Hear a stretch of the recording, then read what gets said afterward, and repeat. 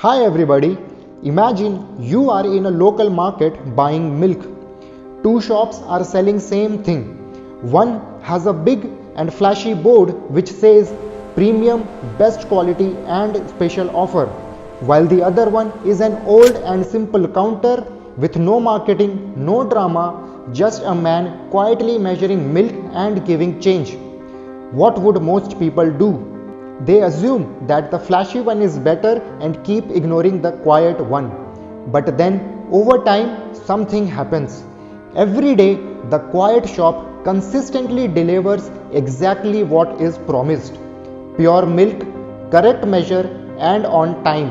While for the flashy shop, sometimes the quality is inconsistent and sometimes the measure is short. And then one day, the market flips.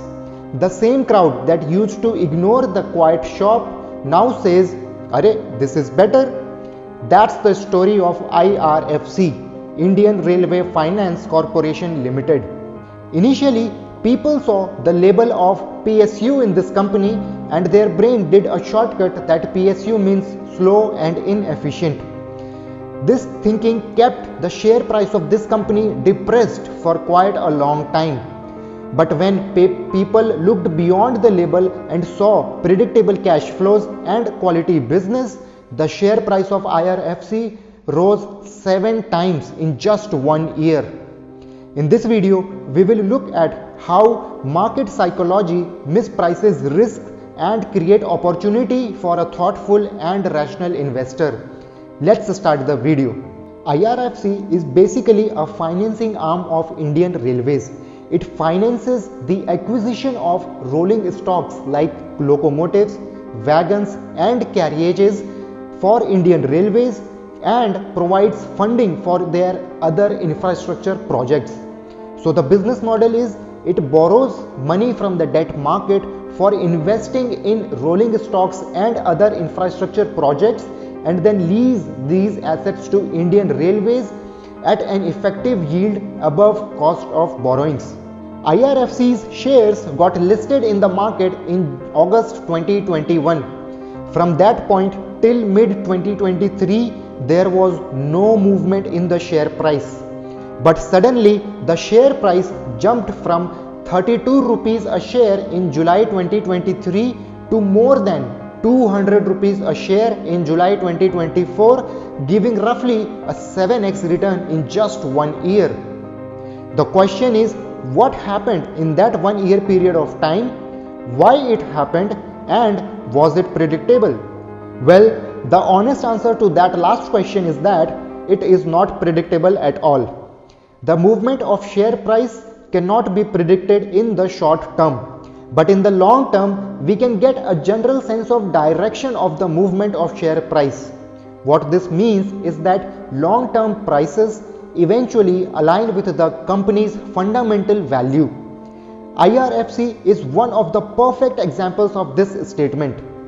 Let's look at the business model of IRFC and its historical performance, taking the reference point as a time of its IPO in August 2021.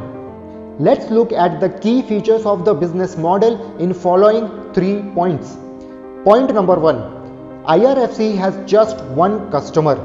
Usually, the customer concentration is the risk for a business, but IRFC does not have to worry about customer concentration risk because that only customer is the government of India, which is sovereign. This can be measured from a metric called NPA, non-performing asset. IRFC has nil NPA since its existence, which shows it has zero credit risk. Point number 2. IRFC's business is not vulnerable to any cost overruns for the projects it finances. Company works on cost plus based lease agreements with the Indian Railways. This means if there is any type of increase in cost of borrowings, it can be passed on to the Indian Railways. This means the company has the pricing power. This model allows the company to maintain its margins. And point number 3, there is no asset liability mismanagement in this business. IRFC borrows on a long-term basis to fund its long-term projects. This ensures adequate funding reserves and company maintains enough funds to meet operational and statutory requirements. So, overall, the unique relationship of IRFC with Indian Railways enables the company to maintain a low risk profile. This translates into a wonderful financial performance.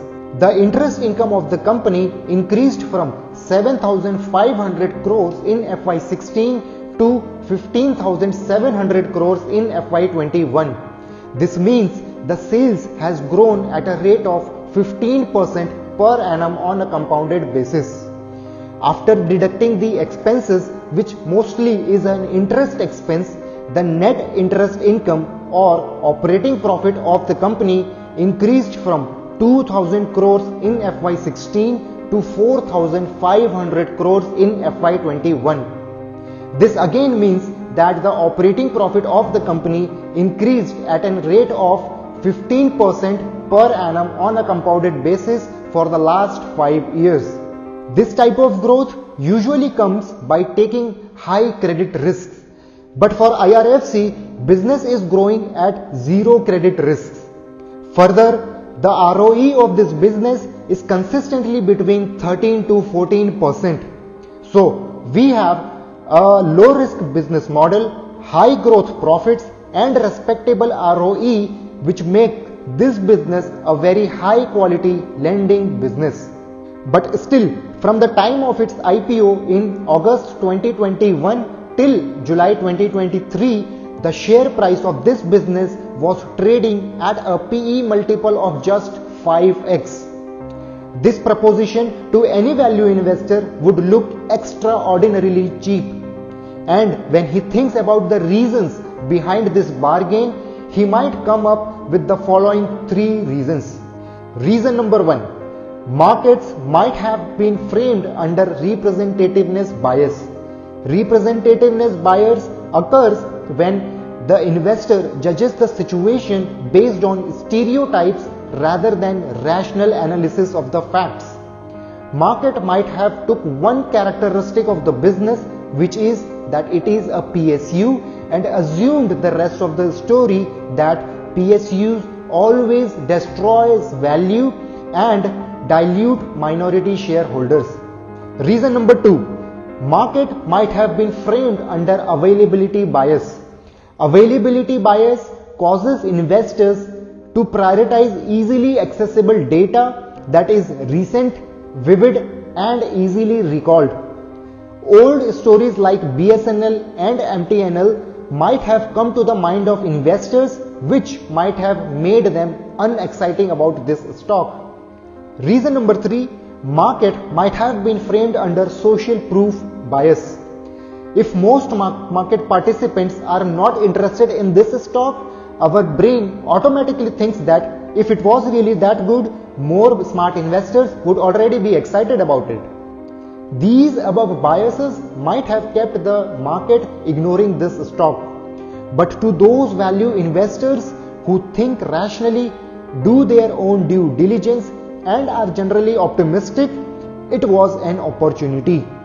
Over the next few years, government's focus on railway infrastructure led to massive capex in Indian Railways, which created a strong and visible growth runway for IRFC business.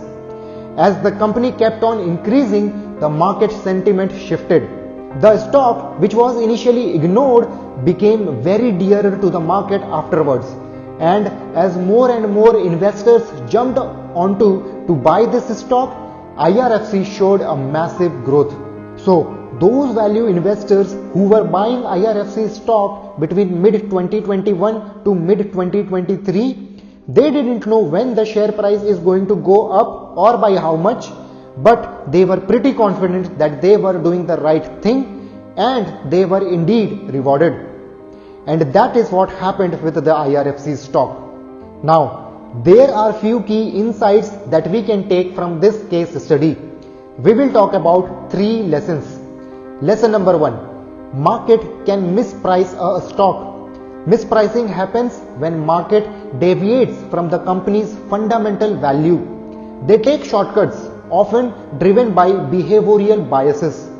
This leads to an inefficiency in the market, which creates the opportunity for those investors who understand the business deeply and value accordingly. At times, even the great company can be available at a throwaway price. Lesson number 2. Market is a voting machine in the short run but a weighing machine in the long run.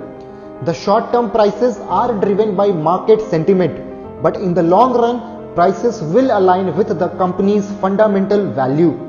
As rational investors, our actions should be based on a long-term fundamental value of the company. And lesson number 3, this case study teaches us about what the true risk is. A fluctuating share price is not at all a risk for a long-term investor. A depressed share price for quite some time may bring an inadequate return, but that can be mitigated by proper diversification. True risk is miscalculating the intrinsic value of a company. Now, here is the concrete action that you can implement right now. For every stock you research, don't look at the price. First, analyze the business and try to come up with the value, and then afterwards compare it with the price. This way, you will be unaffected by the biases. So, to end this video, think of biases as autopilot on your phone keyboard.